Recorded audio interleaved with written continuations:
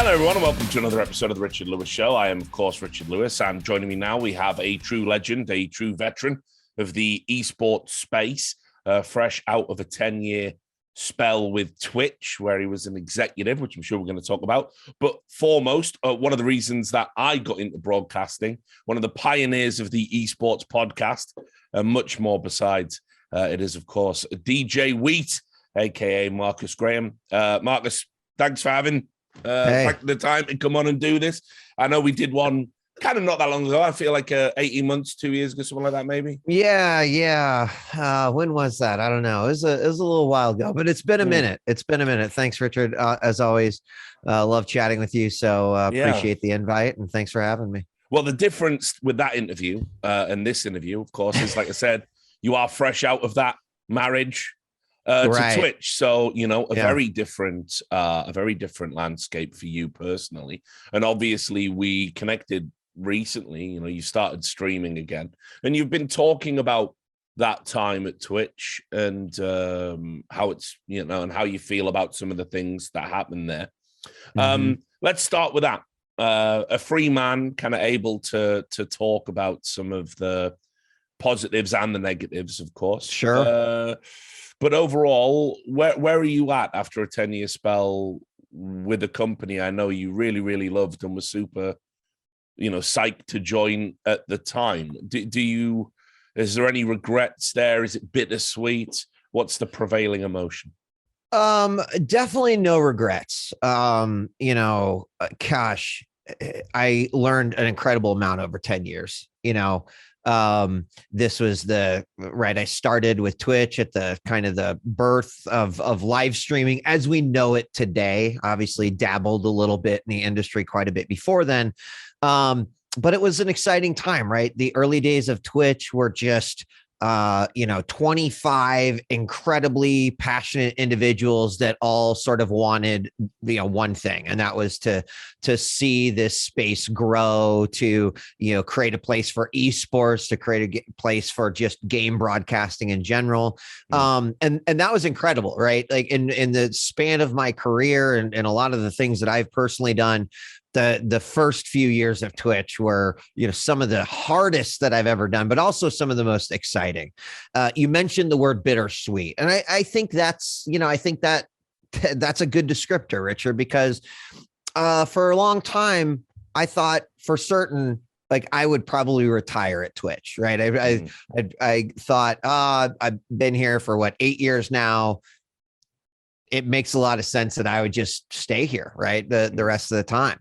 So on one hand, the bittersweetness comes from that would have been great to do. And I would have loved to, you know, lived out the remainder of my career at Twitch.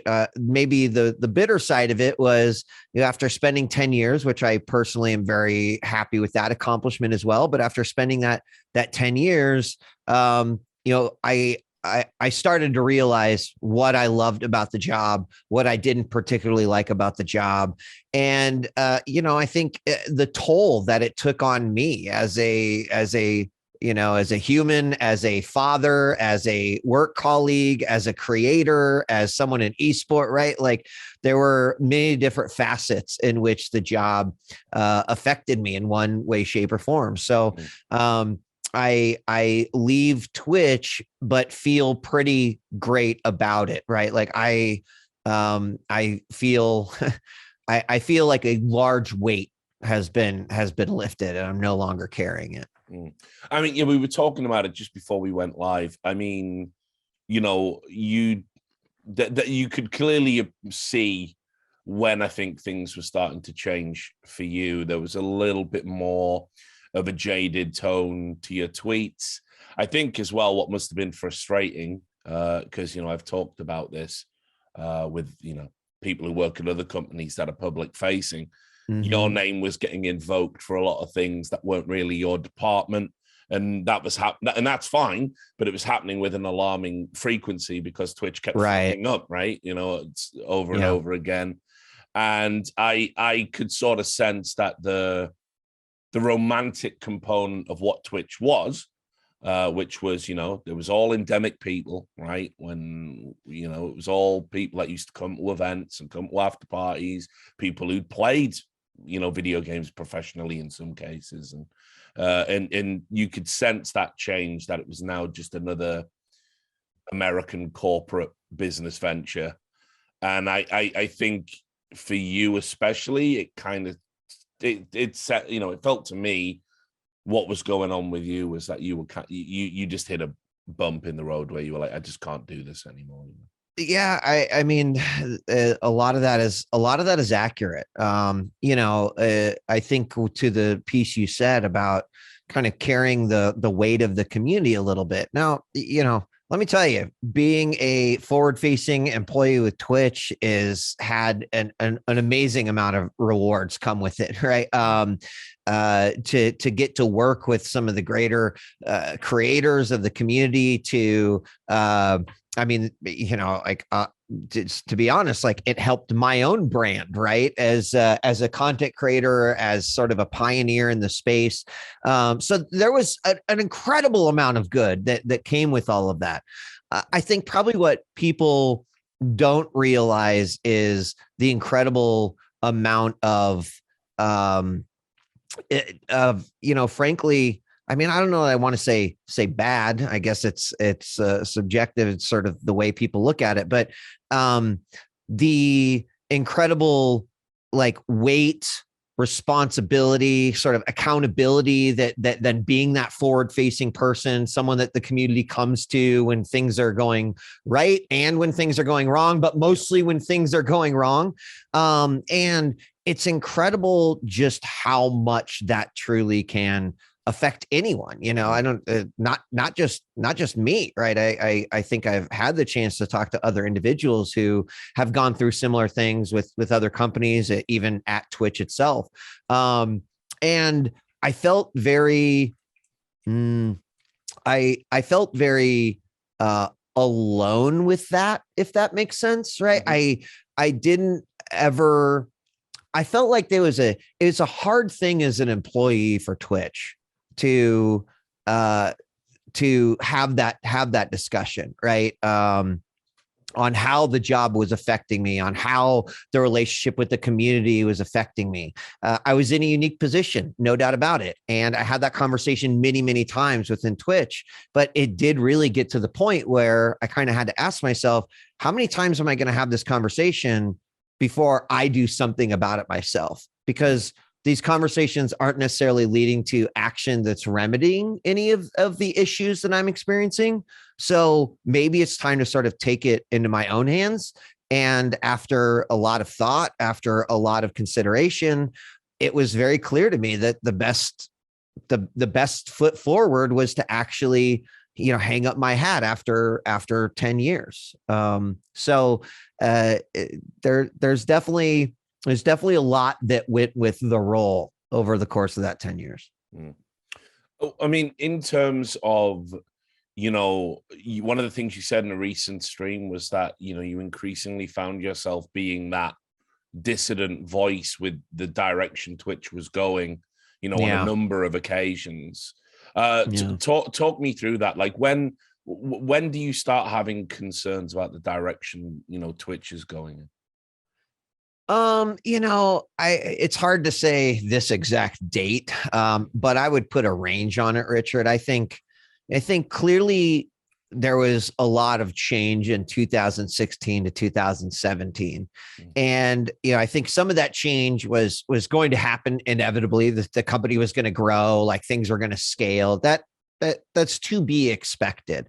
I think then it took there was an incubation period for some of the growth, some of the hires to actually play out, and to kind of start to realize, hey, we're clearly not working in the same company environment culture that we once were.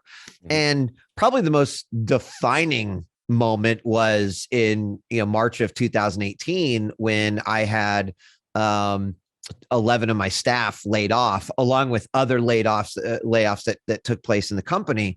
But that was a real eye-opening moment for me. I felt like a company that very often led with its heart, really just kind of started leading with its head. And, let me just preface that with like, that's smart. Using your brain for businesses is smart. But yeah. I've personally always looked at Twitch as a people company as much as it is a technology company. Yeah. And I think to manage the people side of things, you really do have to have empathy for creators, heart for creators.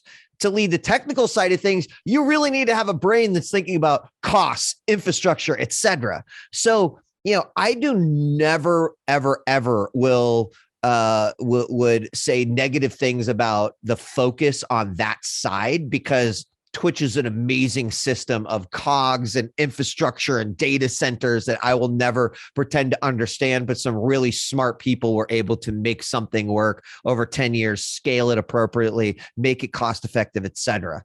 Unfortunately, I think when the tables started turning, Richard, it was like we continued to get that, but at the cost of the heart side of it. So I think throughout my time and career at Twitch, I prioritized the heart side of the company. So for me personally, when it really began to sink in is when it felt like that voice was less effective. That voice was quieter to some, and we sort of de-emphasized what I think made Twitch great in the first place, which was a company that did really put its creators before anything else. And would sometimes go, well, this might be the big brain decision, but this is the right decision, right? Leading with heart. It's like, I always said the writing was on the wall once the Amazon acquisition happened, right? It's like, I don't think you can play with the big boys in that sense and kind of like maintain your identity. I think eventually, what I've seen with all of these like tech acquisitions or even just big company acquisitions in general down the years is they'll allow you to stay there for a while. Every decision is heavily scrutinized and policed. Eventually people fuck up or the return on investment isn't what they thought it would be. And then they want to get their own people in. And suddenly you start seeing this procession of like Silicon Valley suits that come from other areas that don't understand your thing. And they're in charge now, Right. And it kind of felt Twitch went that way. I went from, I could tell you who everybody in the executive set was, where they came from, what their expertise was, right, to who the fuck's that. Yeah. And I obviously have a little bit different perspective because I was there during the acquisition. Of course, I had my own concerns. I also had a lot of excitement around it. An acquisition, whether by Amazon or whoever, it can be exciting, right? It means that there could be more money, more budget, more resources, and more technology that a company could utilize to, hopefully continue to be on the road to success. I sit in this camp where the acquisition itself, to me, went really, really well. In fact, once the acquisition was done and over with, one of the things that I did personally was I started reaching out to other subsidiaries of Amazon to start building relationships. Amazon owns IMDb. So I was kind of talking to them because I'm like, hey, Twitch, people that like use Twitch, they love movies, right? There's something there. The head of Comixology, because again, that was another situation where there's a lot of crossover there. So one of the funniest things, Richard, that I would hear pretty regularly is, oh, we're so jealous of you guys. We're so jealous of Twitch because Amazon had been up to that point pretty hands-off in the grand scheme of things, where I think they'd been more hands-on with other acquisitions. So really eye-opening in that respect. However, I wouldn't paint a picture that like the acquisition took place and then suddenly there were, 5 Amazon people like in the building and they were dissecting things and changing things. That actually wasn't the case at all. I feel like Amazon really gave Twitch a lot of autonomy, and then especially for that first year, and then started to really I guess I feel like they really started opening up a pathway to, let's say, some failings or some missteps, not because of their decisions, but rather because more resources, more money, more hiring was made available. So I hope that makes sense, right? Like I never got the sense that we had an Amazon executive coming in and saying, I'm laying down the law. Here we go. You're hiring these people. Was there some of that? Probably. I'm sure I wasn't involved in all of those conversations, but I do think that there was a general sense of, okay, now we have the ability to hire more people. So let's scale up staff accordingly. And when it came to, that moment in time, Richard, I suppose it's possible to say that there was not necessarily an abundance of community talent, individuals that had the same level of experience that Twitch was hoping to get, that they had to go outside of Twitch. And I think that's where, for me personally, I started really running into issues, because I found, Richard, that those individuals often would come in and they rarely wanted to. I recall a couple of conversations where, I would try to explain the magic of Twitch. Yeah. Very difficult thing to do, right? To someone who doesn't understand Twitch. To the fucking normies, right? Right, exactly. So I recall leaving these conversations and going like, I think that conversation went well, only to find out later on that like, oh no, those conversations didn't go well. In fact, executives from other Silicon Valley companies, in my opinion, did not like to have someone tell them that their playbook was not going to be right for Twitch. Oh no. I bet and they don't. So I made some frenemies during that time, not even realizing, just trying to do the right thing to explain the culture to Twitch creators, how we got here, what's important to the creators, why our team did what we did.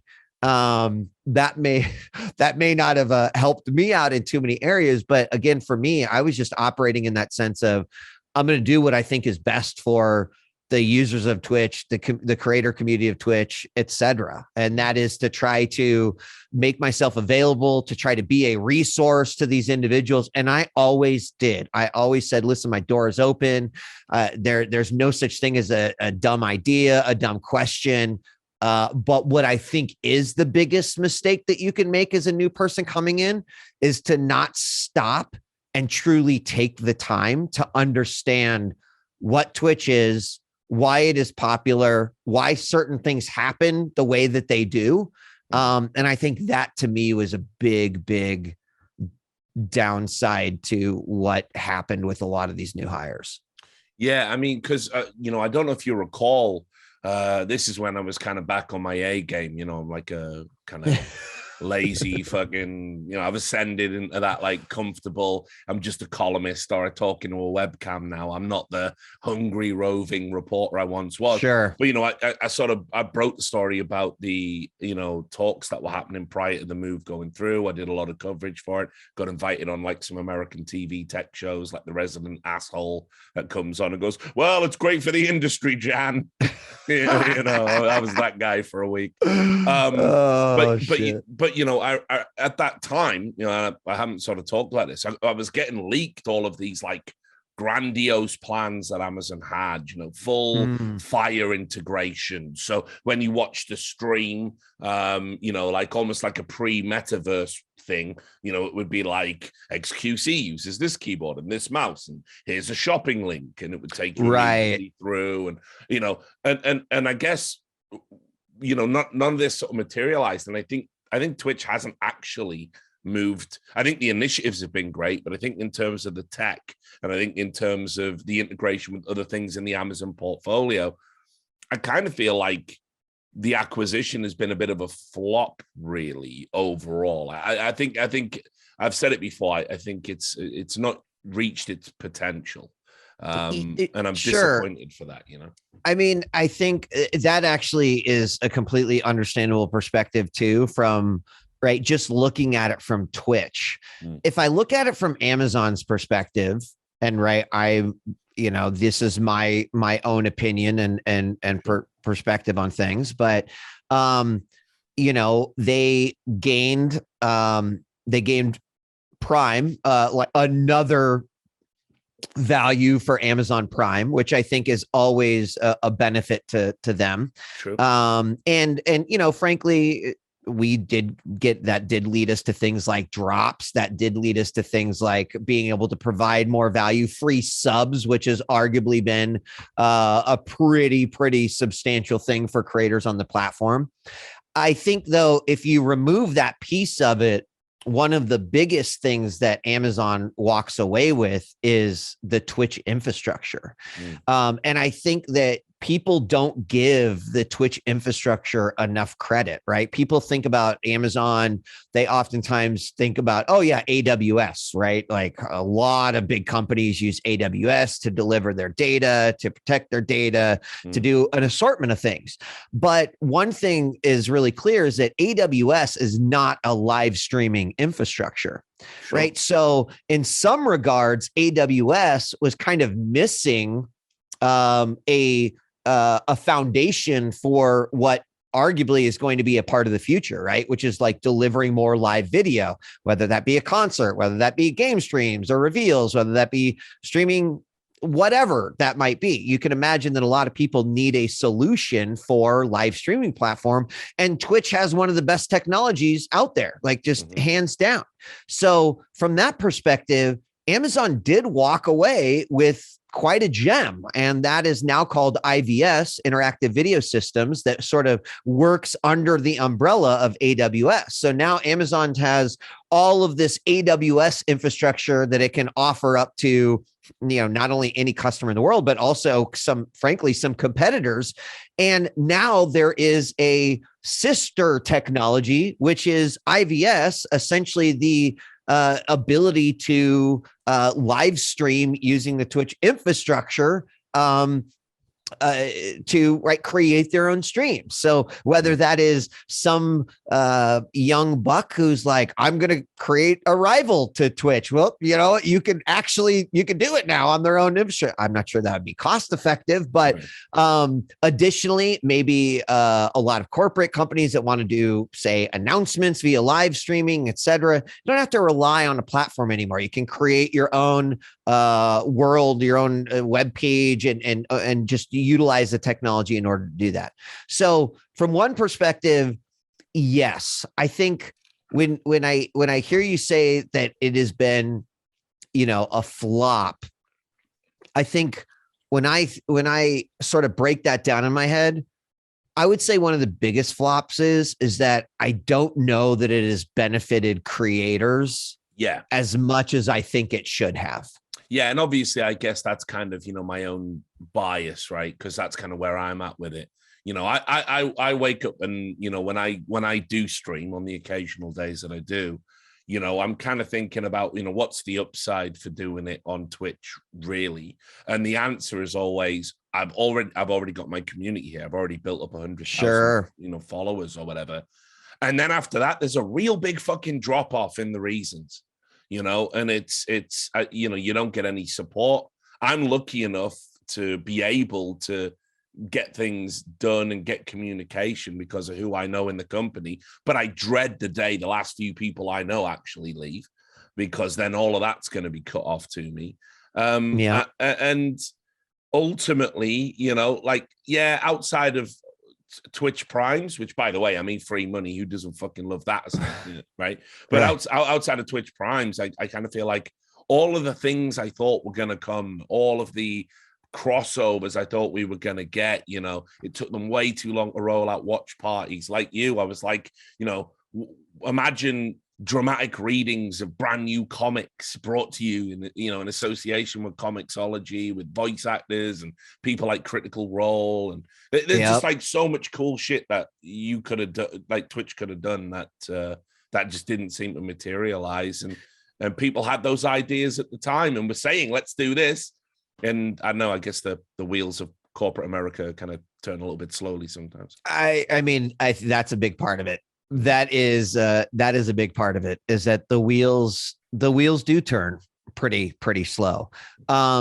Admittedly, that a part of the acquisition did result in that, right? I mean, I think Twitch early on, you look at what it represented. It represented a very fast-paced, quick-moving sort of setup, structure, implementation, execution, etc. Now, by no means was this perfect, right? I always say, Richard, that Twitch has existed in a perpetual state of growing pains, right? Especially in the early days. It was like, we know we've got these 30 fires. We can address 20 of them, right? So let's hyper focus on the 20 and then move over. A new 30 fires would get added. You'd pick up the slack, etc. So it's very true in that regard. And God, boy, do I fucking hate like red tape corporate. I mean, it's just for a lot of the reasons I mentioned earlier, right? Which is that I feel like it's so brain focused, and that's not where I do my best work, right? I do my best work when it can be fueled by passion. It can be fueled by, yes, the customer or the creator or the community is the most important thing. Great. We're going to make decisions that use that as a basis to move forward. So I think corporate America, and this could be a whole show, whole topic, whatever, has got a lot of issues. There's a lot of problems with it, etc. I do feel like it's one of the things that infected Twitch very quickly. And I think you're going to get people that argue it needed to happen. And then I think you're going to get others to argue, like myself, who say, I understand that it needed to happen. I don't think that it needed to be at the sacrifice of all of these other things. Yeah, I mean, because again, we're old fucking timers, aren't we? So we've seen it, right? Like, here's the thing: hip new tech company that's like a startup, and there's a billiard table and bean bags in the office. Isn't this fucking cool? We don't even do desks. We just take our laptop to Starbucks. Aren't we fucking cool? Yeah. And so you have those assholes who are generally insufferable. They make a company. It's really, really good because even though they're insufferable assholes, they're really great creative people with great ideas, great drive, and great passion, and they make something really, really cool. They blow up because it's cool and people want to engage with it, and they can't scale up quick enough to meet that demand because people like cool shit. So they have to get in bed with investors, financiers. They do that. Investors and financiers just want to make profit. So it's all good. It's just the money. But now you need infrastructure. Now you need scaling. Now you want to go international. So what happens? Well, and also you want to make some fucking real money. And so now it's time to sell up, time to get a sugar daddy. You sell the tech, and everyone keeps their jobs, and all the equity you had gets bought. And now suddenly you're a multi-millionaire, and isn't life cool? Hell, you don't even need to go to that Starbucks anymore. You can go to the next best coffee shop, you pretentious assholes. And then over time, what starts happening, the new sugar daddies, like I say, they replace you with their people. They start making decisions. The marketing company overtakes the creative company. Huge culture shift. And eventually, usually over a period of 10 years, this once great company becomes a husk of itself, profit-focused, marketing-focused, no more creative ideas, no more cool ideas. And you end up with Activision Blizzard, a pile of wretched shit begging for somebody to buy it.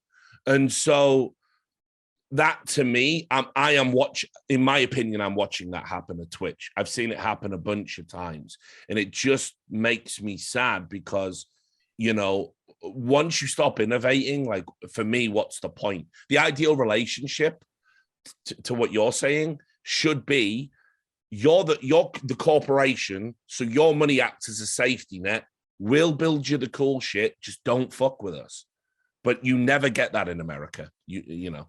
You're right. And I feel like it's even worse in Silicon Valley.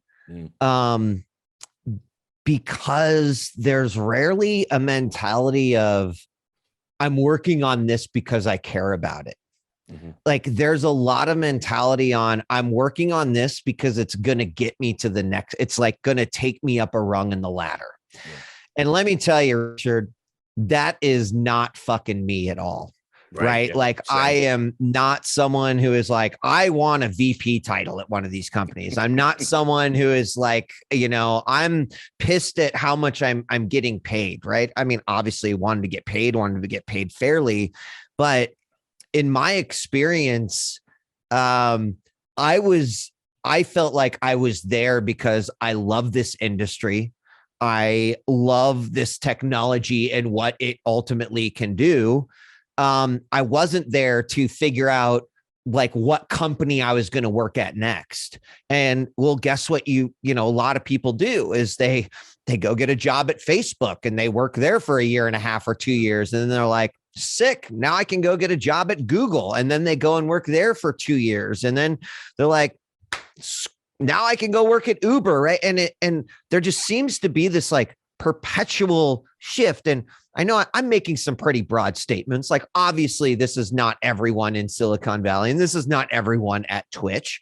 But, you know, Richard, like, when you start to see it more than you see the people like me, the people like many others at Twitch who are clearly in it because they love gaming, they love esports, they love the creator community, they love that people can turn their hobbies into, you know, a career, and then it just turns more into for others a majority.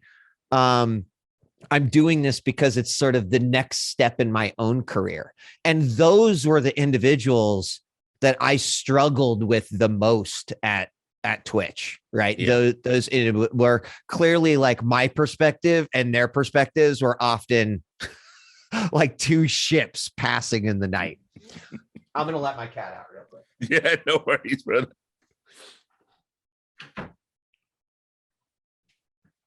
Yeah. Perfect. Yeah. So go. No. I sympathize. I understand the frustrations. You know, obviously I did TV in America. You know, I've been in that room with that suit, had that conversation. We need to do it this way, you know? Right. Right. So look, let me, because the live stream fail audience, the few that might gravitate towards this. Sure.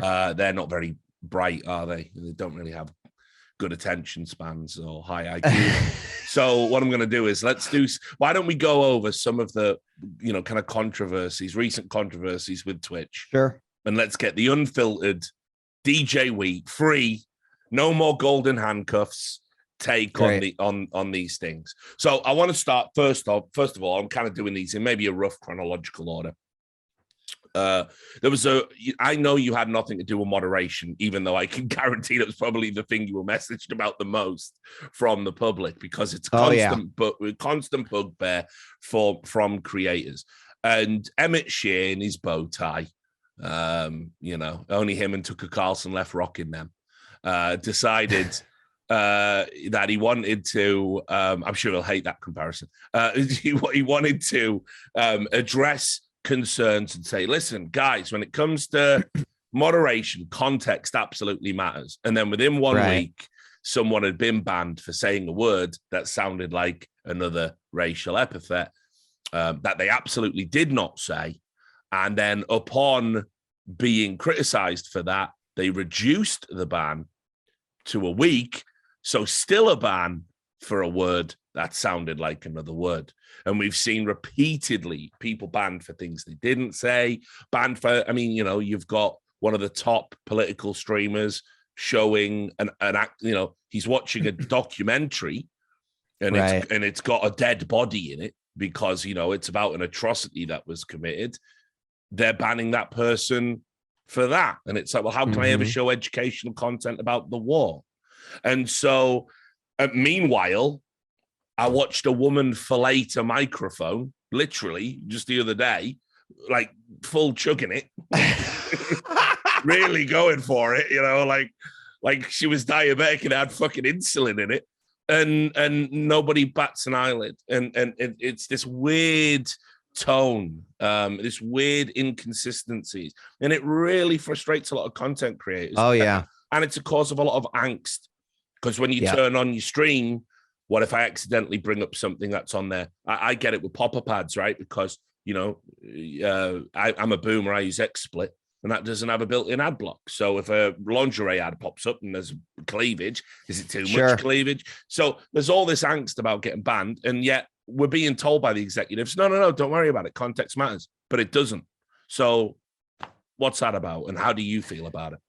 Yeah, I mean, first off, let me say, from the perspective of like the booba content specifically, I love women. I love booba too. I don't give a fuck about that. I wish Twitch would just have a section called, I don't know, glamour or something, give it a really benign title, and I can just go there because I'm like you, I mean, like, listen, I'm a single dude, like, whatever, like, but I mean, it's actually not the type of content I would consume, but there's clearly a market. Me neither. Right. Yeah. Clearly there is a market for it. And I think that's great, right? Because clearly there is a market for just people watching others play video games, which to others they're like, well, that's fucking weird, but right. Clearly, I think a lot of what you mentioned, Richard, I think comes down to the evolution of content on Twitch in general.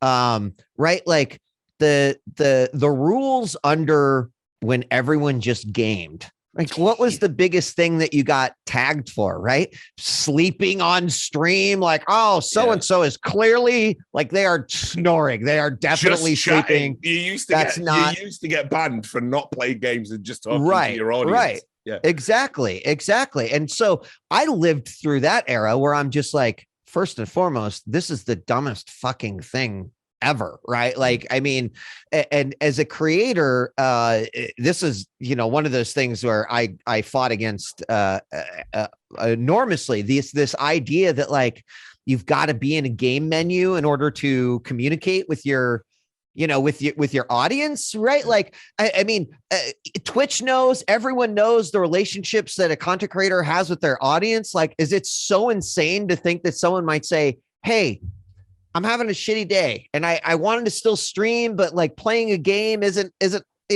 quite my thing. So let's do it. And I would imagine at some level, Richard, the hesitation to get into that might have been, how do we moderate that? How do we control that? Right. But eventually saw that, well, there's such a huge demand for this type of content.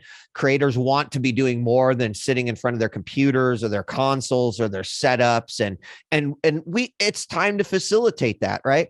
I don't think that is a terrible decision. Right. I think ultimately what ended up happening is Twitch being unprepared for that, right? Twitch opening up the gates to content far beyond gaming and expecting that the rules that existed there would be just fine if people started making other content, right? And you mentioned like the thing with Hassan watching the documentary, which again was another one of those just like weird moments, because I'm like, how many people how much violence do you see on average, period? Games, just watching Twitch, tons, right? I watch Dead by Daylight. You got characters like putting others up with meat hooks and shit, and at the end of the day, that was always just very confusing to me. I understood that, okay, yeah, there needs to be rules, but I think what ended up happening was the lack of rules meant that the context didn't matter. And kind of what you said, it was more that context doesn't matter, but also we're going to be making the rules as we go along, right? I think that is what we have been witnessing over the last 2 years as creators. Hats off to them. They're the masters of finding the loopholes in all of these rules. This to me, Richard, is one of those areas where I wish that we could have, I wish that Twitch and the community would have had a more harmonious entry into this new brand of content. What are the concerns on the creator side, on Twitch's side? Those conversations that probably didn't happen on the scale that they needed to. I think that's really what needed to happen in order to create a healthier rule set, because now I feel like the rule sets are very reactive. Now, with that being said, Angela Hessian, who is now in charge of trust and safety, I think is incredible. I think that she has done some amazing things, but she spent a good year of her time at Twitch, that first year, cleaning up messes, in my opinion, right? And on top of that, then also having to react on top of that, hot tubs being a great example of that. So, how did that make me feel? It made me feel incredibly frustrated, right? Because I went from this sense of being able to talk to the community and have discussions about there and really feeling confident in this is why this rule exists. This is why this is happening this way. But then the moment that the can of worms opened, I don't think I ever felt comfortable in that regard, right? Because suddenly I'm well, I don't necessarily see problems with some of this stuff. I can't say that publicly because that is in conflict with what Twitch is saying about it. I mean, during the hot tub thing, God, that shit killed me because I totally understood. I get it, right? Maybe it's miscategorized. I understand that it could be an advertising issue. Do I have inherently an issue with the content itself? No, I didn't, because it wasn't necessarily content I watched, but I understood why people were upset with it. Why, the creation of its own category needed to happen. So, what happens in this world where you're trying to say, it's all about the context, hold us accountable, but there's still so many rules that have not been put in place that probably still do need to be put in place. Now, the thing, real quickly, the thing that you did mention that I think is the toughest is that, I had talks with creators a lot about sometimes when they got in trouble, sometimes when they got banned, sometimes, and there was a pretty consistent thread of fear and misunderstanding. Fear in that, exactly like what you said. And what is the thing that I'm going to do today? Is that going to be the thing that gets me banned, that makes me lose all my income, that makes me, potentially put my career at risk? And is, do I even feel comfortable understanding it? Right. Cause I think the answer is no. So where my perspective is, Richard, is that this was one of the most difficult things, especially when it came to bans and comparative bans. So-and-so did this. Well, so-and-so did this. They didn't get banned. They got banned. Why was that? How did we communicate it? And that when it comes to moderation and trust and safety, it was lips zipped. Don't talk about it. It's not, don't say anything. I got slapped on the hands plenty of times for commenting on bans or whether I agreed with something. But frankly, I think that, and one of the things that Angela did come in and do that I think we've seen is she said no, we have to talk to the community about this, right? They're still not going to talk about bans and they're still not going to, but the conversation about the rules, about what we want to change, about why we want to change it, like those things need to happen. I think the question is like, did it just happen too late? Yeah. You know, I think the answer is in some cases, absolutely. Right. Because you lose trust in those situations, like the hot tub, with like some of the things around the tags.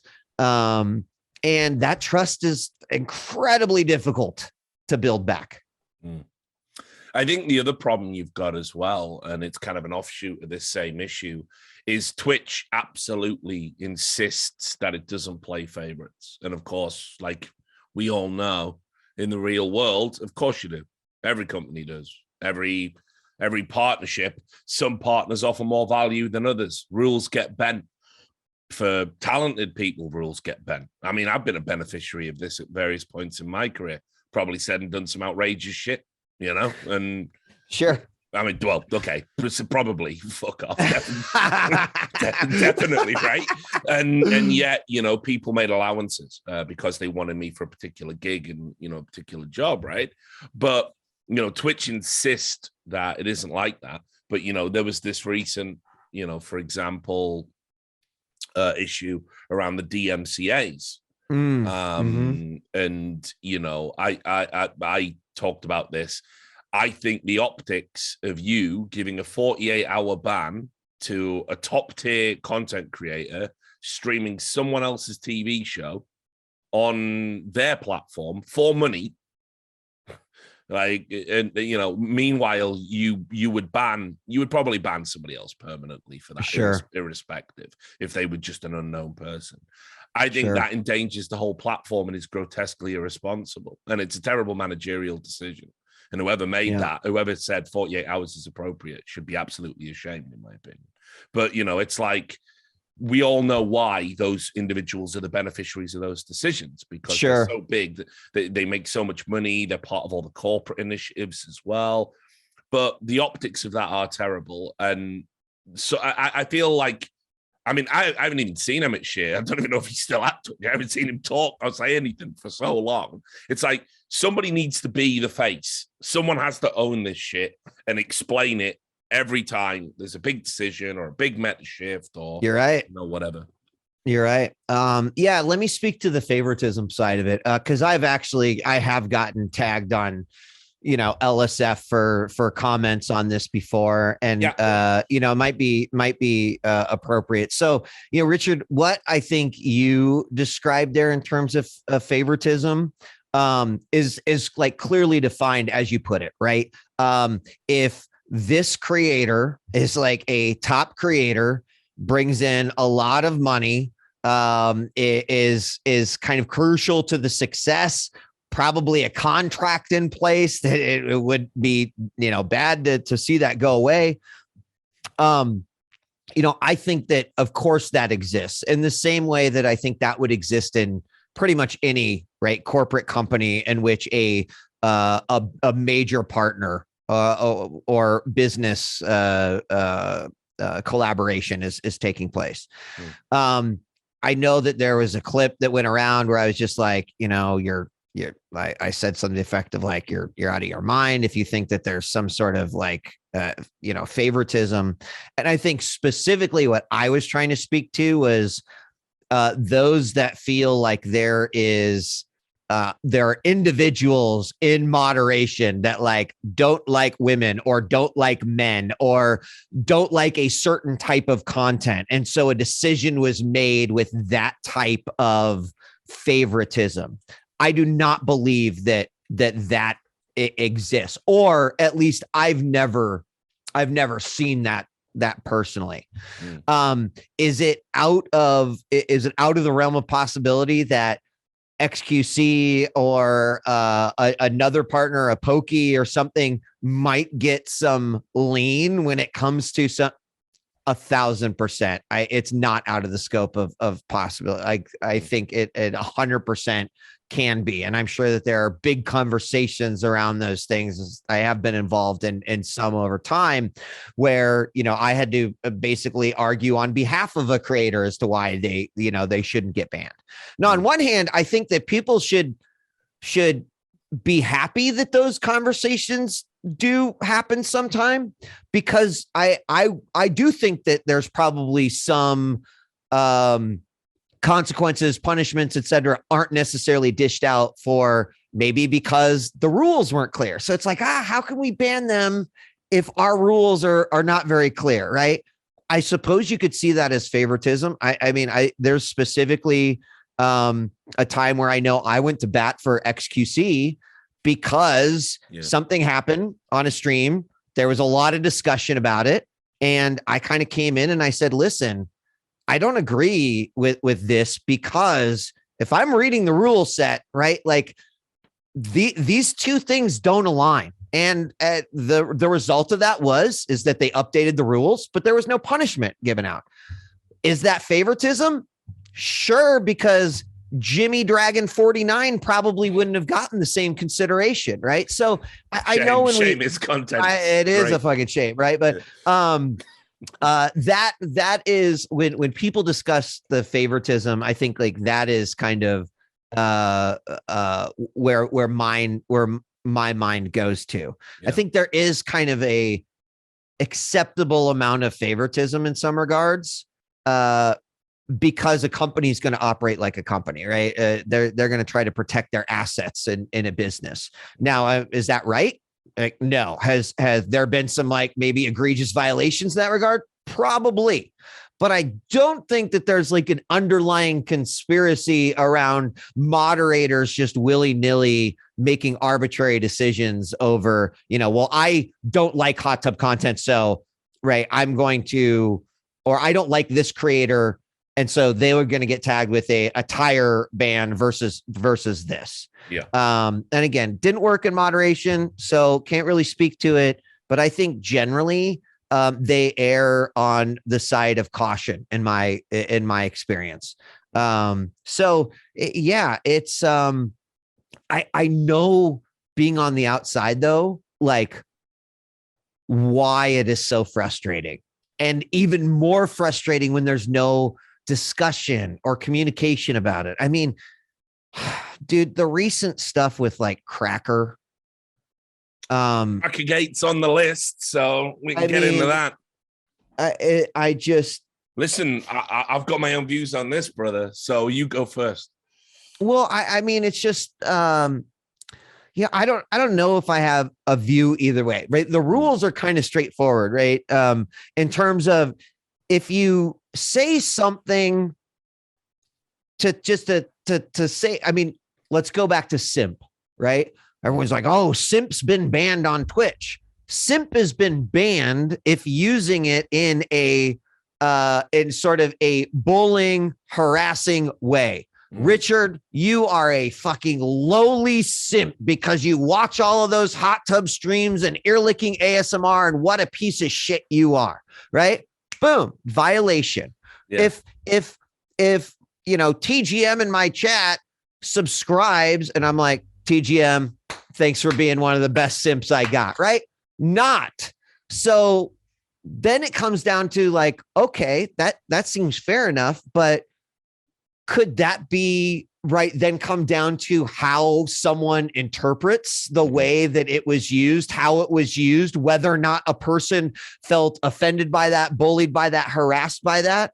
And I'll tell you what, those are never fucking decisions that I want to make. Like that would suck. I just, so, yeah, I mean, that's kind of where I start with that. Yeah, sure. And look, to that point, I agree with you. That is the sensible, context matters. Unfortunately, Americans have been curb stomping context to death before our eyes for 10 fucking years.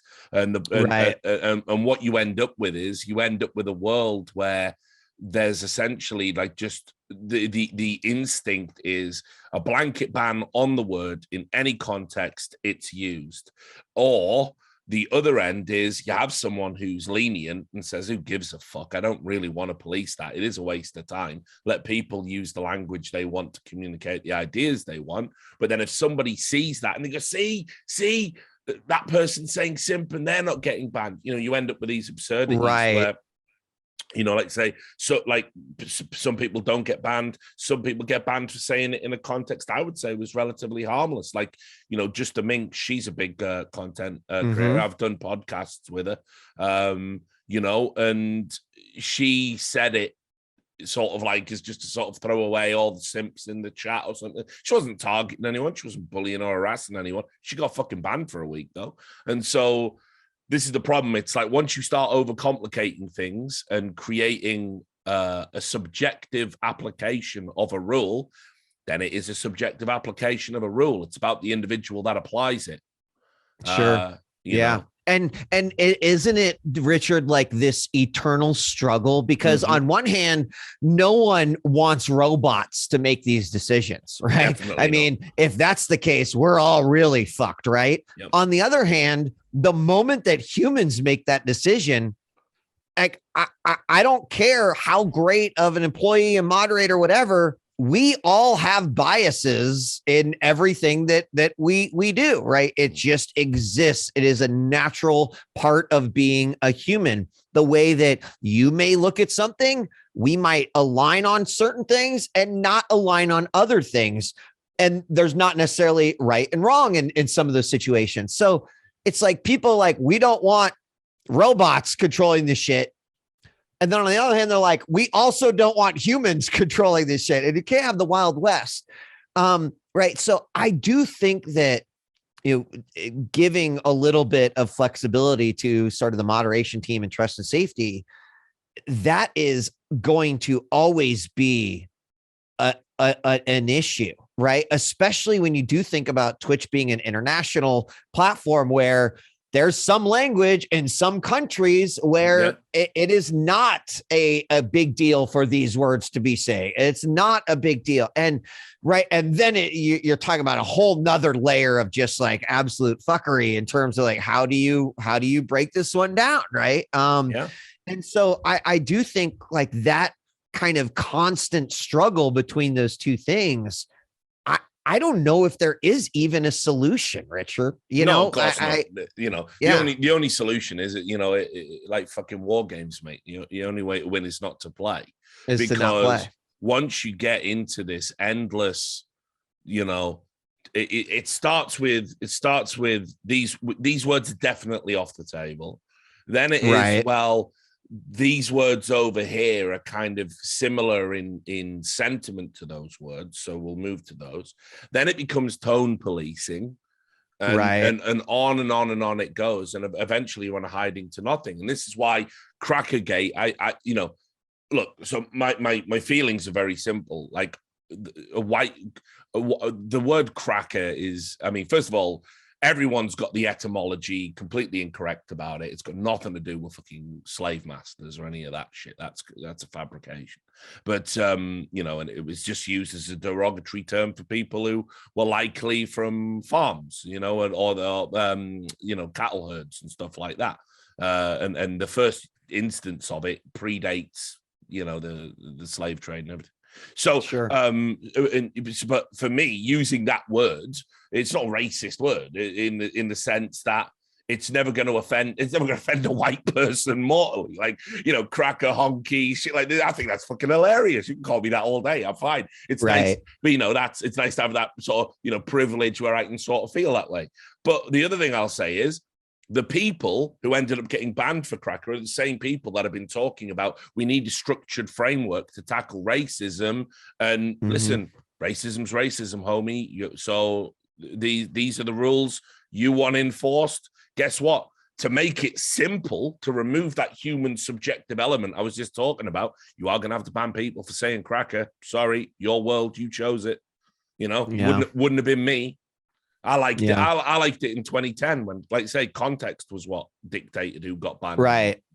But you know, Twitch is like a fucking monolith now. There's so many people all of the time. You cannot say, well, listen, this guy's white and he said it there and it was clearly a joke. And like every decision's going to take like 45 minutes to 60 minutes to go over when you've got millions of decisions. No, you just got to ban you, unfortunately.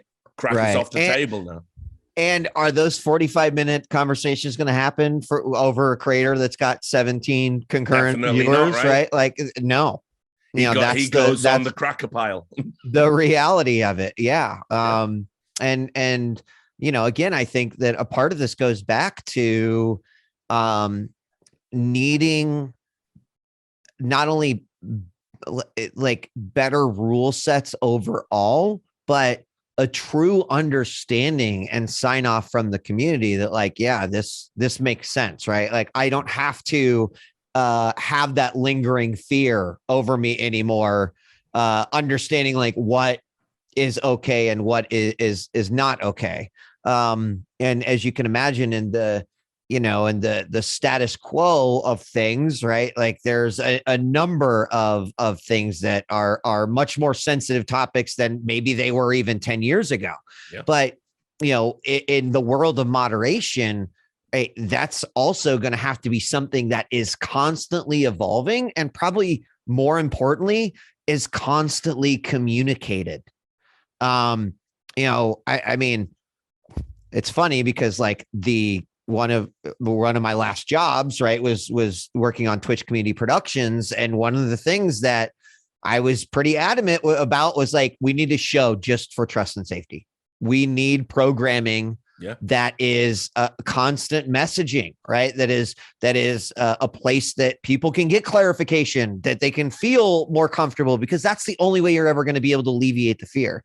If it all comes down to trial and error, well, I'll try it. Shit, I got banned. Okay, I guess I've got it, but now I've got a strike. And now if I get in trouble, and isn't that in some ways one of the biggest enemies of innovation, creativity, what you want to do? I mean, I do remember some really interesting conversations that took place within Twitch where, the world of comedians came up. Yeah. And a world where, making a joke about doing a line off of a line of cocaine off of a pair of breasts of a hooker, right? Like it's just no one batted an eye. No one talked about it. I mean, Dave Chappelle has recently kind of been under fire for some of this. And Dave Chappelle's Netflix special would have got him banned on Twitch. 100%. Right. And I think there was a lot of individuals at Twitch that would often ask the question, like, if not entertainment, right, how are we looking at this, right? And are we stifling entertainment? Are we stifling someone's ability to build the audience that they want to build? I don't know if there's a right answer to this, but it's interesting that those sort of threads would occasionally come up in the discussion of all this stuff. So, yeah, I mean, absolutely fascinating. And it's not like we're going to figure out the problems here today, but I mean, clearly, or ever, probably, if we're honest, or ever, right? I mean, clearly, the things that I think would improve this area are, and I think that Angela and the team have been doing a better job of like revising areas that needed to be revised and adding areas that need to be added. The part that we're kind of still missing is communication. And I think the other part is resources for creators to better understand. Like even large creators are like, I still don't understand this rule. Like, can I do this? Can I not do this? I feel like I can't do it, but then I'm seeing this over here. So is it okay? But I'm still not going to do it because I'm worried about getting banned. Right. And that clearly is a problem. Yeah. And just to wrap up all of the moderation talks, I'm sure you're fucking sick to death of it, is the hot tub thing. I did have it on my list as well. Can you give us a little bit of insight into why did it go back and forth the way it did? So just for context to people watching the shows, Sure. maybe if you're watching this podcast, you don't give a shit about whether or not someone streams when they're in a fucking jacuzzi. But basically it was in May of 2021, Amaranth, who's very popular for reasons I'm sure everybody could figure out, said that Twitch had suspended ads from her channel. She couldn't run advertising. And the issue was that she was doing these hot tub streams, which is she literally gets into a hot tub in a bikini and, gets out occasionally, stands up and, oh, your name's on the whiteboard. Ooh, whoops, I've slipped, squeaky, all of that. Hilarious, brilliant.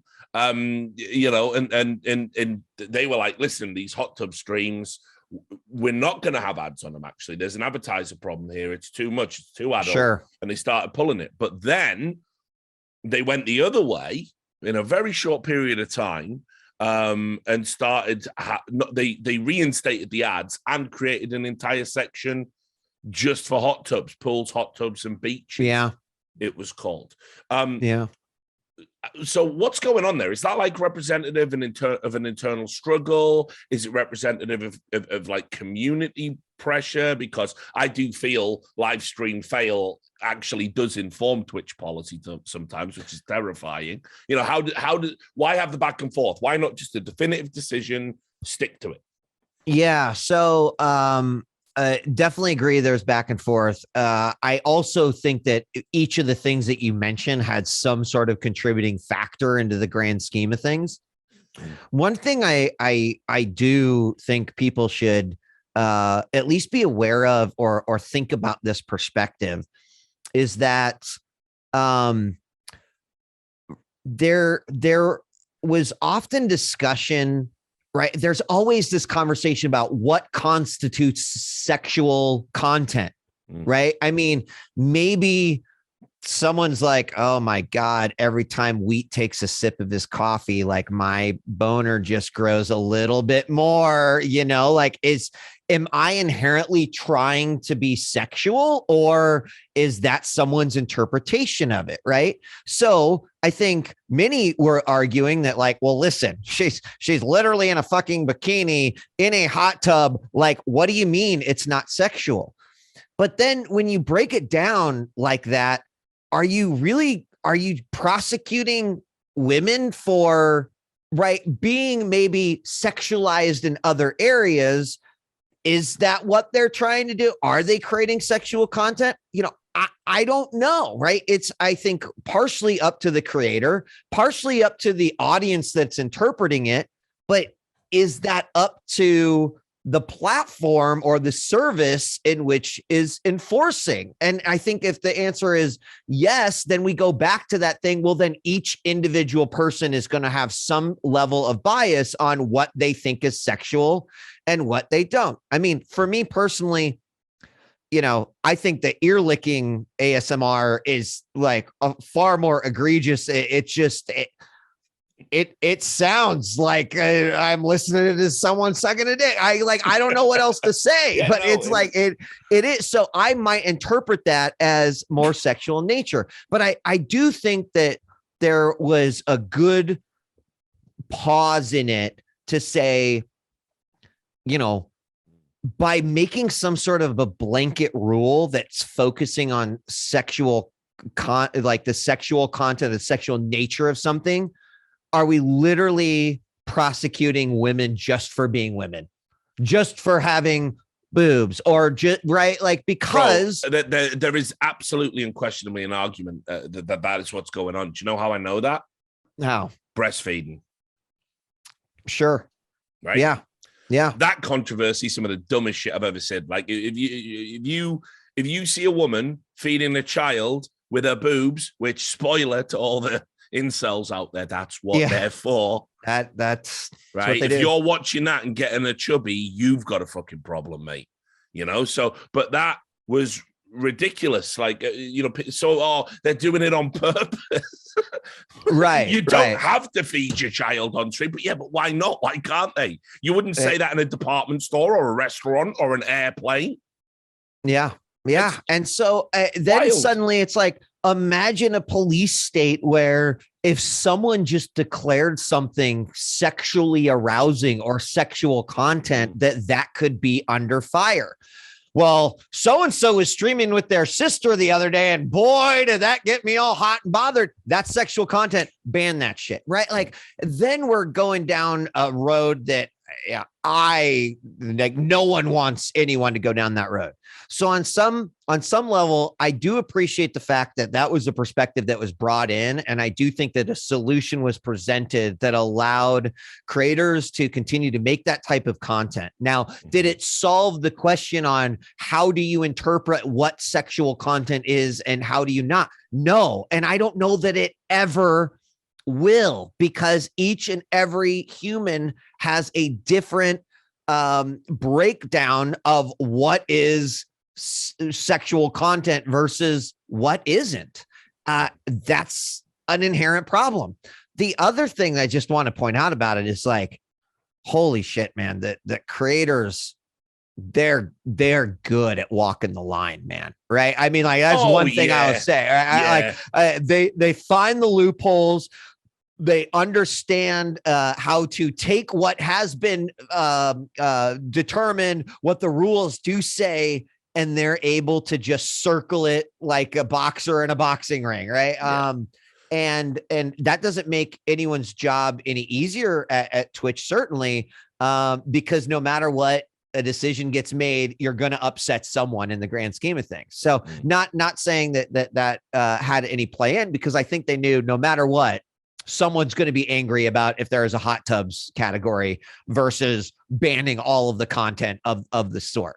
But again, then it comes down to one individual or multiple individuals kind of making these calls with their own, trying to keep biases out of it, which I think we all know is not the easiest thing to do. But the sexual content thing also just seems to be a cloud that will continue to exist because there's no clear definition of what is sexual content and what isn't. I mean, the attire stuff is really weird. I don't know the super details about it, but I know we had a creator, we saw a creator banned like within the last week who was like, this is the outfit I got banned for.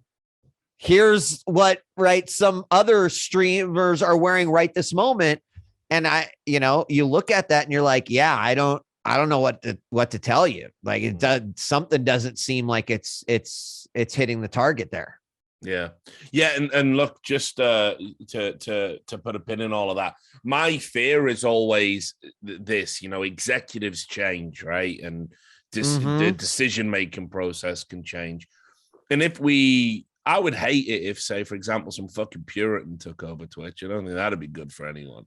So this is why I'm very laissez-faire in it. It's like, listen, yes, there are some times when if you take a screenshot of the front page of Twitch and you fucking compared it to fucking, I don't know, Live Jasmine or whatever the fucking, whatever the popular titty streaming fucking places these days, and it looks identical, that's terrible optics. It's terrible for advertisers. It's terrible for there's 13-year-olds on the site as well. I get it, right? But equally, if you ban all of that, we're kind of heading towards satanic panic kind of territory. That's exactly right. A few of those, right? And I wouldn't want that on Twitch. I want it to be an open platform. I was one of the guys in 2010, 2011 advocating for having a just chatting section and maybe a comedy section. Yep. And I was saying, make it like open access cable TV, where you just get some crazy motherfucker at 4 a.m. dressed like Jesus. Yeah. Taking bong hits and fucking dancing. Yeah, whatever. That's the shit I want to see, because that's where you get all the cool content, And it works, Just on another point as well on that, and then let's say another topic, we'll shift on. But it's really interesting as well. Some of the content that gets deemed to be edgy, that it's actually okay to sit in a hot tub and take a big donation and go, tee, you're my boyfriend of the day, and that's really fucked up and weird and encouraging parasocial relationships. But then someone like Code Miko, who again, she broke down and was crying on I think it might have been a stream or a Periscope, because Twitch have sort of deemed her a bit too improper or whatever. I'm like, she's a fucking she's a pioneering streamer. What she's doing is mind-blowing. I couldn't have conceived of that. I completely agree. Yeah. And I mean, I think that a lot of the Code Miko stuff has been resolved because I know that she's working with Twitch for that show that she's doing. Right. But yeah, I mean, I don't even necessarily have anything to add to that. I think that Code Miko is like even more interesting because to me, and maybe we're going to see this in like the Code Miko VTuber-esque realm, but how's that any different than the video games that we watch? Like, I mean, if you put yourself into a video game, shouldn't you be held to the rules and regulations of what can and cannot happen in a video game? Of course. Probably the answer is, but no, because it's different. But it's like, but how is it? So, right. The question, I mean, VR chat has always been a big, kind of question mark in the grand scheme of things. The journalists are coming for that one at the moment. They're having I mean, hey, as we get closer to the metaverse, you better start thinking about this shit right now. Otherwise, it's just going to be like, this happens, this happens, this happens, and the rules will get established along the way. Yeah. Unfortunately, that means people will get like hit out of the way and left to die in the ditch with no recourse after that, right? And that's the part that really scares me for creators, is that if there is not a true initiative that is made, and can there be initiative if you don't even know it's coming, right? No one at Twitch predicted the hot tub meta. No. Right? I mean, in hindsight, it's pretty easy to go, yeah, actually not that surprising that we got to that point. But how do you take the initiative to prepare for something like that when you don't even have the lens to realize the initiative is coming? Yeah. I think that there are some things with like Metaverse, VR chat, et cetera, where it's like probably worth some evaluating to think about how are rule sets changing here as people are going to take their real lives, put it into the Metaverse, which basically makes it a video game. And as far as I know, like that can exist. A Witcher sex scene can exist on Twitch in a video game. Why can't it exist in the Unreal Engine? Right. So it's a fucking wild time, and it's only going to get wilder in that regard. Yeah. I mean, just to sum it up, guys, if you're watching, teabagging in Halo, hilarious. Teabagging in the Metaverse, sex crime. So right. We've got a lot to fucking work through before we get to that point. Don't want to linger on that because I'm conscious, like, I could talk to you all fucking day about this shit. But let's do the next thing. Sure. Twitch and its relationship with the music industry and how that's negatively impacted on content creators. Just a couple of things, and I'll keep it quick so I can get your thoughts about this. Obviously, you had the sort of hilariously terrible optics of BlizzCon, which, by the way, a big deal on Twitch. You had Metallica doing a live performance there, and anyone who was watching on Twitch wouldn't have heard it. Why? Because Twitch replaced Metallica playing their own music with elevator music over the top, so it didn't trigger a DMCA, which, seems absurd. Then you had people having, they just woke up one day and they had thousands of DMCA strikes and were being told that there was no practical way to vet it. So you had to essentially delete your entire back catalogue of content, which many creators did with a heavy heart, deleting, I believe, up to myself 8 years, included. Right, up to 8 years of memories. Now, there's a lot of nuance to that topic because content creators do take the piss. You shouldn't play copyrighted music on stream. No excuses there. But again, the rollout from Twitch and the fact that it's an Amazon-owned company, you must know, it must have ties. Amazon Music's a thing. They must have ties to all these record labels and distributors and other big media conglomerates. How is it that we get to a place where, again, sometimes playing a song, okay, sometimes DMCA, absolute disaster? Yeah, this is a tough one. Right. So, first off, on the Metallica front, because obviously I was like, what I heard heads fucking rolled over that, actually. I don't know if that's true. It was my understanding that the individuals who are running the broadcast were just not communicated to on whether or not it was okay for that music to play. Right. Given the DMCA apocalypse that was upon us, I think they actually made a pretty good decision, because that decision was obviously made to protect Twitch no, actually that shouldn't be. But it clearly also showed that, right, that like this is an issue, right? It's an issue if you're co-streaming. It might be an issue if you're walking through a shop and a music is playing in the background, right? So that is what it is, and I think will always live on as sort of representative of like how dicey the whole situation has been. Now, Richard, when it comes to DMCA itself, this is actually one of the few things that I do have regrets about, right? Because in the early days of Twitch, I do feel like there should have been more of an effort on education about DMCA, examples set by creators with DMCA, because I think ultimately what happened for the big 2020, 2021 DMCA apocalypse was that creators of today, especially new creators within the last 1 or 2 years, they operate like based on example. And what was the example that was set? Well, every stream I tune into, it's top 40. It's this Spotify rap playlist, hip hop playlist.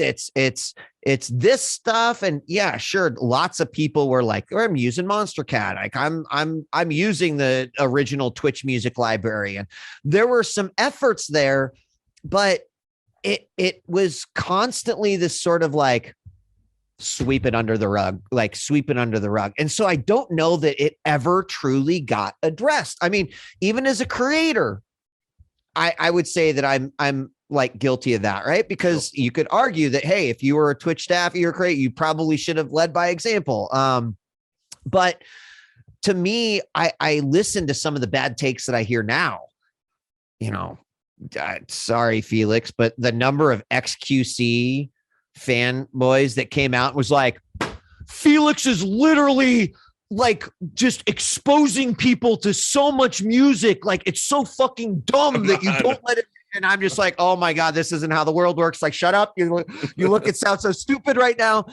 But DMCA, it sucks. It's shitty. And with the safe harbor aspect of DMCA, which basically says a service or a platform cannot police, otherwise, right, they can be held accountable for what their creators do on the platform.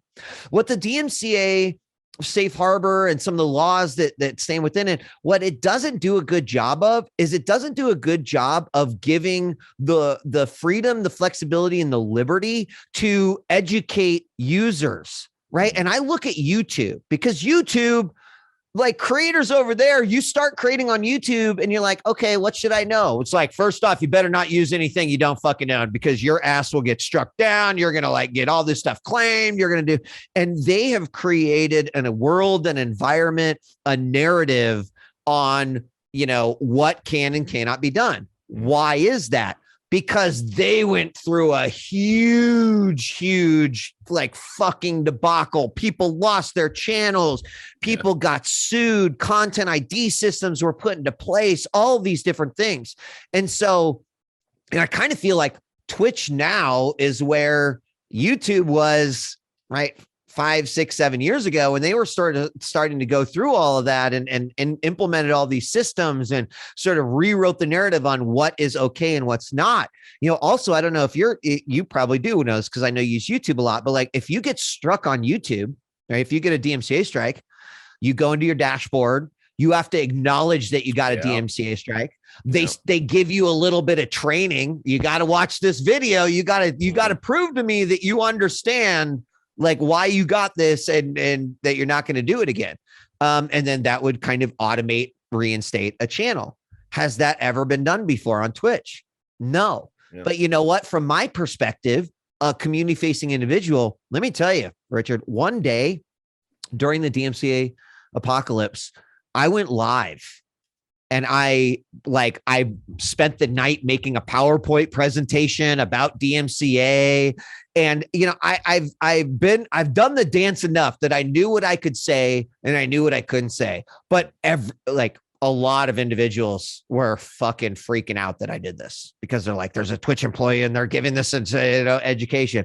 Thankfully, it ended up going to the lawyers, and the lawyers were like, actually, I don't see any problem with this. But just like that alone should give you it. It's something that is kind of like scary to talk about because it could have big implications for the service of the platform. I always got the feeling like they would rather me never say a fucking thing than anything at all. Yeah. You know, there's a liability aspect to it as well. Of course. But liability or not, and this kind of goes back to, you know, a huge aspect of my job at Twitch was the ability to communicate with creators and understand the liability that exists. And so navigating around that liability, but still having effective communication, because that is possible. That is something you can do. Mm-hmm. But when, you know, I would like to say, Richard, that I have a pretty fucking good track record when it comes to speaking publicly on behalf of Twitch. Like, I don't know if there is an area where people be like, actually, you really fucked up here. Like, you shouldn't have said this or shouldn't have said that. And that came from many years of practice of like understood like what could be said and what couldn't, and having confidence in how it was said. Like, imagine me then 8 years into my career of doing that and suddenly just not being trusted to do that. Yep. Right. Instead, it was just sort of like, nope, we just rather you not do or say anything at all. I understand that, but also at the same time, you can imagine how much I struggled with that, because I'm like, this is like how we created goodwill with our community. It's how we built trust with our community. It's how we educated many times our community. And it does mean like walking a fine line, but you can walk that fine line and not and avoid heavy liability as a result. And I struggled with that a lot. And that was why, like, when that happened, I was like, clearly people don't understand how DMCA works.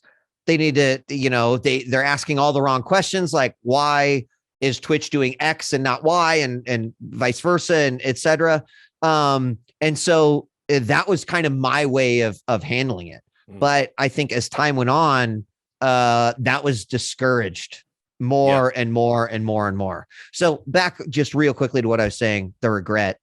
I do wish that in the early days of Twitch, right, that probably when we had the ability to make a more profound impact in that regard, when maybe even there was less liability overall, because like, do you even remember anyone ever getting a DMCA strike like in the early days of Twitch? Like, I can't even remember the first time I ever heard knew we fucking existed.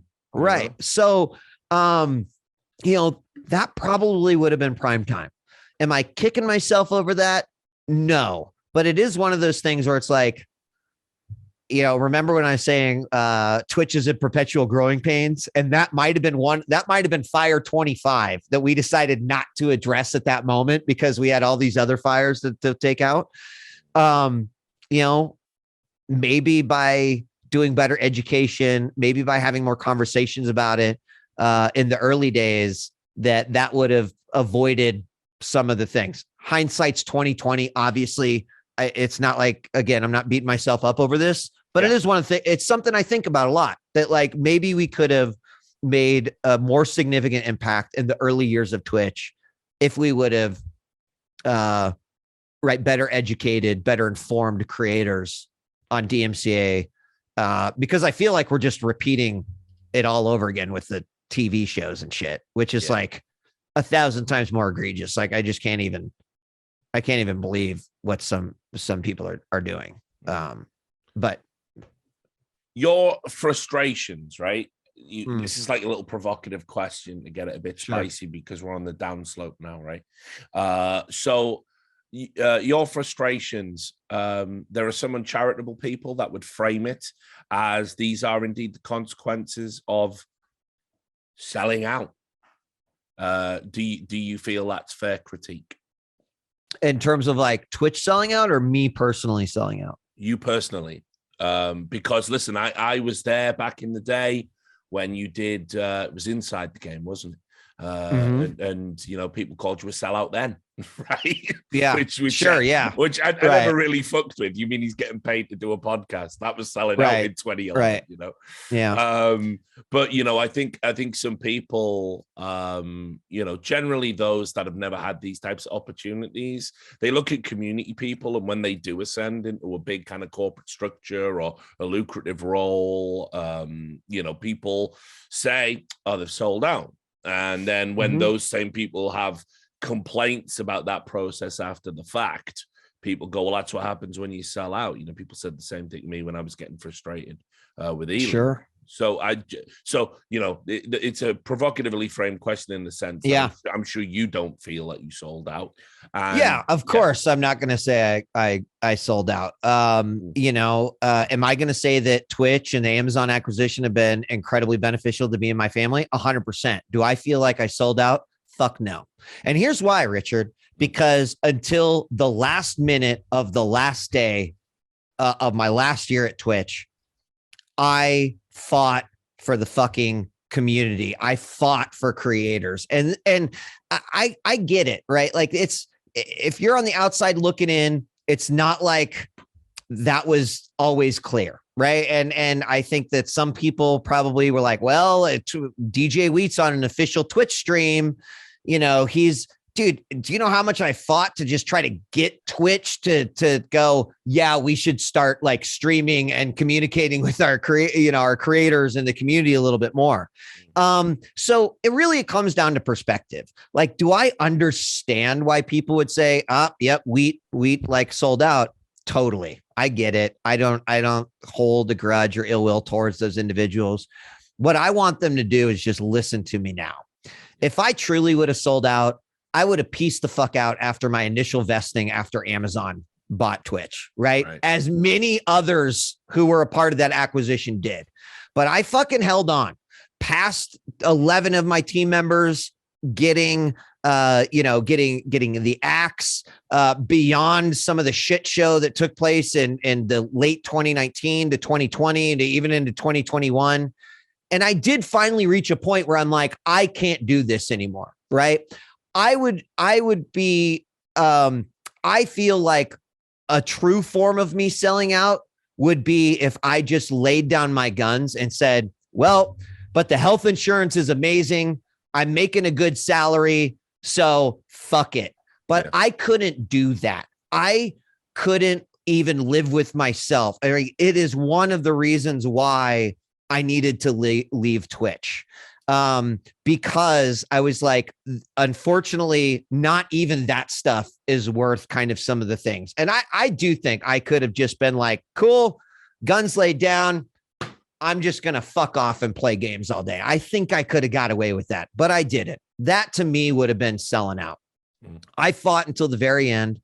I know that creators in the community didn't always see it, but anyone that worked internally with me will know that, like, oftentimes I put my neck way, way, way out there to share the thoughts, the opinions, not only of the community, but that were very often unpopular within Twitch, because it was seen as a distraction. It was seen as disruption. And it was just seen as like taking the creator perspective too far. So, you know, again, I understand, but I'm pretty adamant when I say, you know, I truly did put the community on a pedestal as an employee of Twitch. And, you know, there's still many other employees that I think are trying to, you know, walk that path and are in it for all the same reasons. And I see them struggle with it on a regular basis. Yeah. But I feel pretty confident that, you know, that I I always operated in what was best for the creators, the community, esports, people that were using Twitch, etc. In terms of legacy, about what you achieved during your time at Twitch, what would you say is the thing that you are most kind of, proud to have created? Because, I mean, people probably don't know this. And I've tried explaining this to people, the concept of co-streaming, you were a very early on the uptake and a big driver of that. 1,000%. Yeah. I mean, co-streaming to me is actually one of my biggest achievements at Twitch. And also something I think that is incredibly undervalued within Twitch. I don't think that I think there are individuals in leadership that do not understand why co-streaming is A, as big as it is, and B, as valuable as it is. There's not been much that I could do to change that perspective. But co-streaming is something, co-streaming was born in E3 2015. It was this idea of Twitch was going to cover E3, and it just never made sense to me. Right. Like, I would say that this is a very creative creator focused decision that I made, was that, listen, if you're lyrics fans, you might not watch like the official Twitch channel, watch E3. But if you gave Lyric permission to watch this channel, then you better fucking believe that a bunch of his fans are gonna watch, because they want to hear what Lyric has to say over it, and they don't want it, right? So, co-streaming, you look at how it's affecting esports today. Riot's doing some with Valorant. We're seeing a ton happen in CSGO with Valve. Jeff Keighley has seen enormous success in the Game Awards. Like, I think the basic concept of co-streaming, which is like, take something and amplify it, right? It is an amplifier. All it does is it allows communities to share this content. I absolutely think that's one of the biggest things that I feel very accomplished. I think TwitchCon is another thing. I mean, a lot of people don't know, but the original TwitchCon was kind of conceptualized and executed by a core of 4. And then, of course, like, don't let this core of 4 take all the credit. Like, a lot of people were involved, but we were the ones in meetings, like, basically breaking down and emotional and cry because of all of the stress and having to build it and the pressure under it. But I look at it today, and I mean, who knows what's going to happen with TwitchCon around the corner, and Twitch has definitely changed. I don't even know if it's going to be the same event, but that's something that I'm very proud of doing. Yeah. Another thing that I'm like super proud of is very early on, Kevin Lin. I love the guy. He gave me an enormous amount of autonomy in like what I wanted to do. Many people know that I was hired at Twitch to focus on esports, and that we got to a point where I'm like, all right, well, I've talked to as many teams, players, TOs, organizations as I possibly can. Like, I could keep doing this, but I'm not able to even fill up a work week with it. And he's like, what do you want to do? And I said, listen, I want to start going after all these other organizations that I think make a ton of sense to be on Twitch. Like, for example, like, why don't we have chess on Twitch? Why is Magic the Gathering streaming over on fucking livestream.com and not on Twitch? Like, that makes a, and I, so I spent an awful lot of time essentially trying to convince, like, me getting on my hands and knees, trying to convince Danny Wrench, like, dude, you've got to come stream your chess stuff on Twitch. Yeah. For the same thing with Magic the Gathering. Like, I basically was like, look, I will be your personal bitch for like 6 months. We'll set up Magic the Gathering on Twitch, keep doing it on live stream. We'll give you this sweet ass deal. I guarantee you at the end of 6 months, you're going to see more growth on Twitch than you've ever seen over on livestream.com. So, some of those early victories for me are some that I'm the most proud of, right? Like, look at chess today. I don't know. Huge. Like, I think that planting that seed almost 7-8 years ago has helped now this tree that has blossomed. And of course, I'm like not trying to take all the credit for chess, because so many great creators have come into this space. And I was just a guy that was like, hey, this makes a lot of sense. Let's try to push it in the right direction, right? Let's plant a seed. Let's water it. Let's give it some love. And hopefully in 4, 5, 6, 7 years, right, something great will come from it. Same with Magic the Gathering. And so, I mean, there's a lot of things I'm proud of. I'm proud of my relationship with the community that I was able to build. I'm proud at a lot of the fights that I decided to take on at Twitch, because those were incredibly like mentally exhausting and draining. And I don't know that I needed to, and probably let myself get beat up a little bit more than I would have liked to over some of those things. But those are probably a few that stick out in my mind. So there's one last question. Sure. Technically two, because I always end on a question, but this is the penultimate one. A lot of people have been asking, now that you're free, content wise, will there be a return of your kind of like famous or infamous, I suppose, in some ways, podcast Live on 3? And if so, will it feature the original crew? And for those who don't know, that includes obviously Sir Scoot, who I believe is still working with his studio, Do Not Peak, and Slasher, who fucking knows what Rod does. He's out there. There's a lot of Valorant, from what I understand. He literally turns up fucking stoned, probably talking to Tarek about fucking Valorant. Yeah. But listen. That some of the old school people are intrigued by that, and whether or not it could have a place in a modern Zoomer content landscape. I think the honest answer, which is like, I don't know. Obviously, based off of fans from the previous show, they're like, oh, I want to see it back. I used to watch this all the time after, coming home from middle school. I'd watch cartoons and eat cereal, and then I'd watch Live on 3. And this is how I learned about esports. And that's great. But I mean, you are right. The landscape's changed a lot, right? I stopped doing those shows around 2014, when the Good Game acquisition happened at Twitch, and it introduced the kind of a sort of a weird conflict of interest for me and for many others. And I don't know if you're aware, but the 13-year anniversary for Live on 3 was like a few weeks ago. And so I kind of got debated by chat into watching the first episode. And it was incredibly fascinating to me, because it represented a time in which esports was just sort of moving into the new era, right? The 2009 era, constantly referred to. But also for me personally, CGS had just shut down. I didn't have a job. I turned to content creation as sort of my next journey.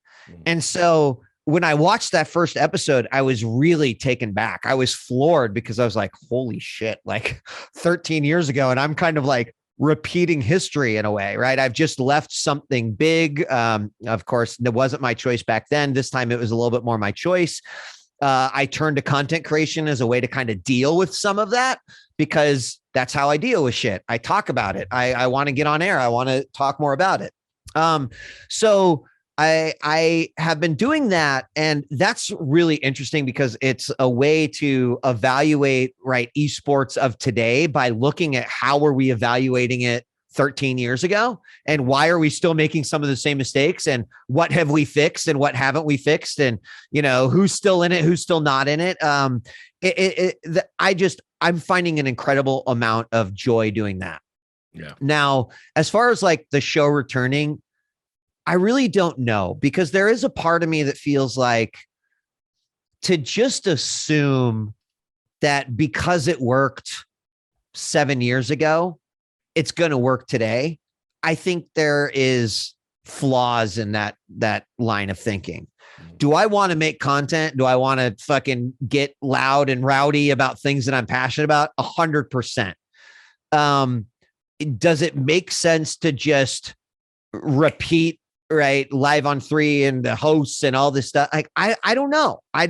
There's a part of me that struggles, because I don't think it does, right? I kind of think if Live on 3 is going to return, it would need to evolve. It would need to maybe change into something a little bit different, right? It can celebrate its legacy, but it needs to take the status quo into consideration. What does that look like? And I don't know that I'm quite there or ready. And so a part of me really likes this sort of 13 years ago historical journey that I'm on, looking at Live on 3. Right. And maybe I'll find the path or the answers in that. But that's about as honest of an answer as I could give you, Richard. Like, I don't know. And despite fans, saying, please, like, I give anything if it returned, I want to make sure it'd be for the right reasons. Would it have to be with the original crew?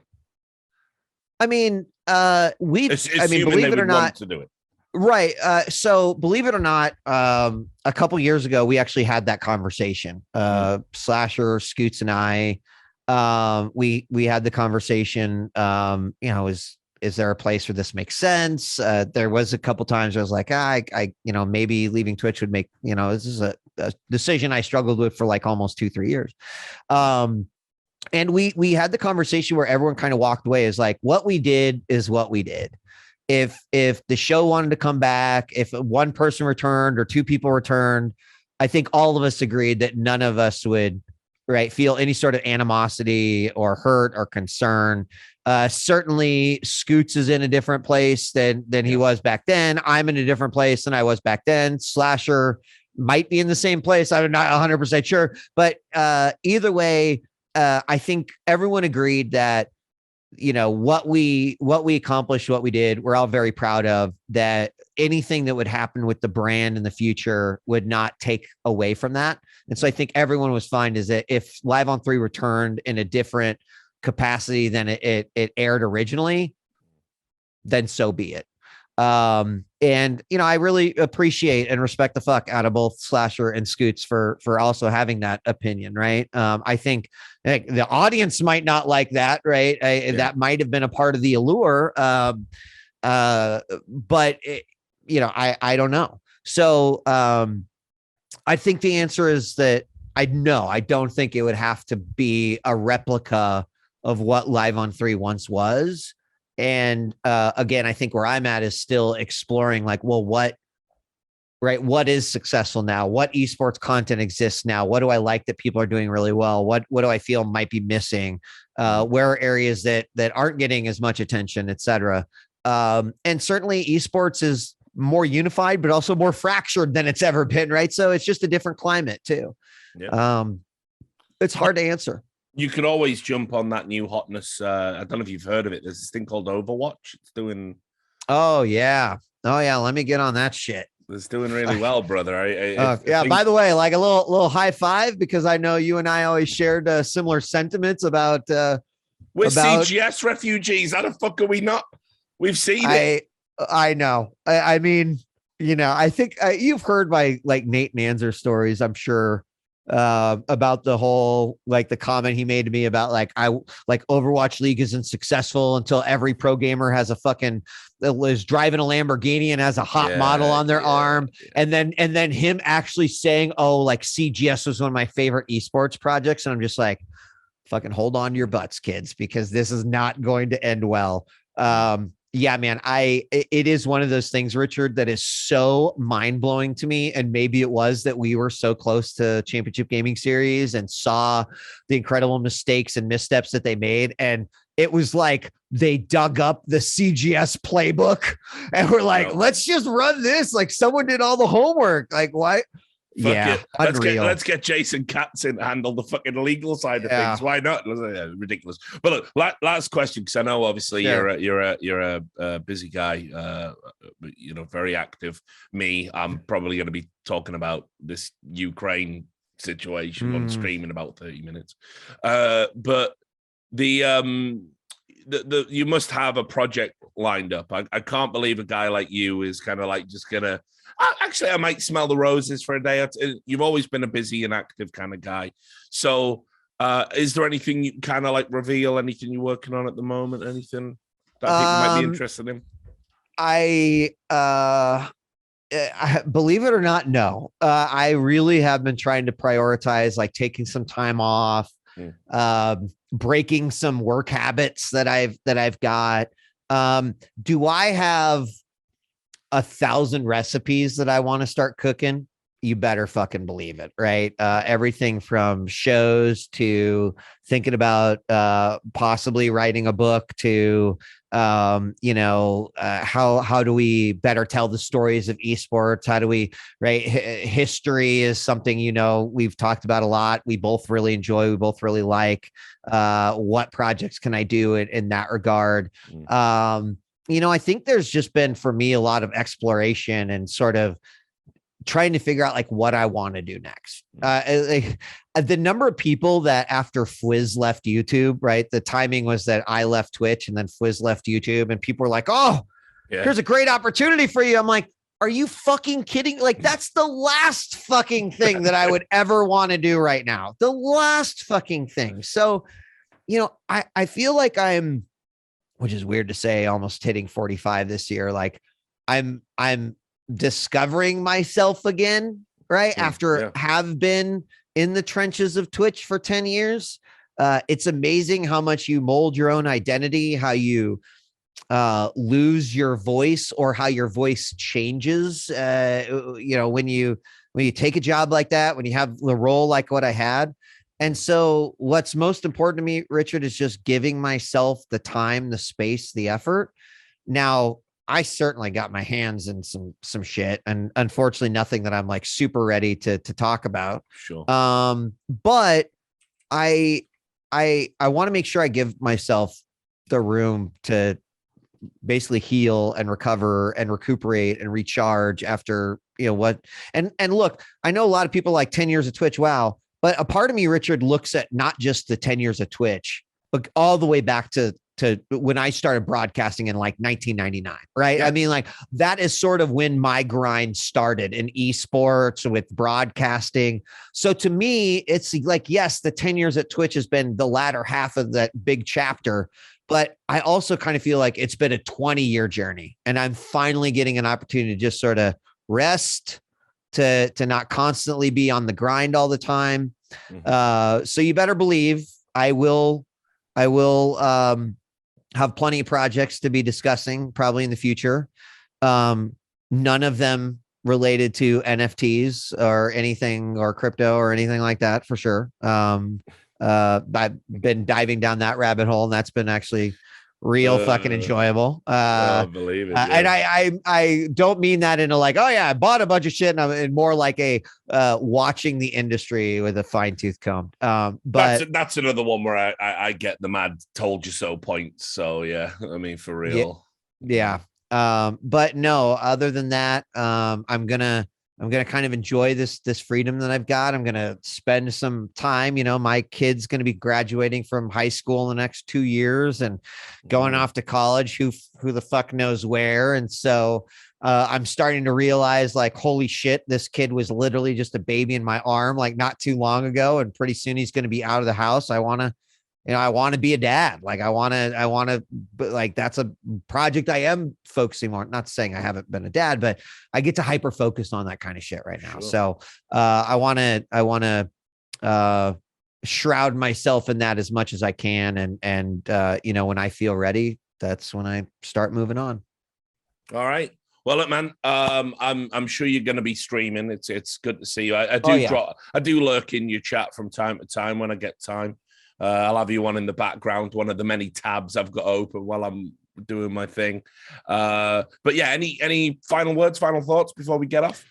I mean, Richard, it's always great to chat. I look forward to maybe future chats where we can discuss some of the things happening in a real-time scenario, given the climate and how things are constantly changing in this industry, whether live streaming or esports or online entertainment, et cetera.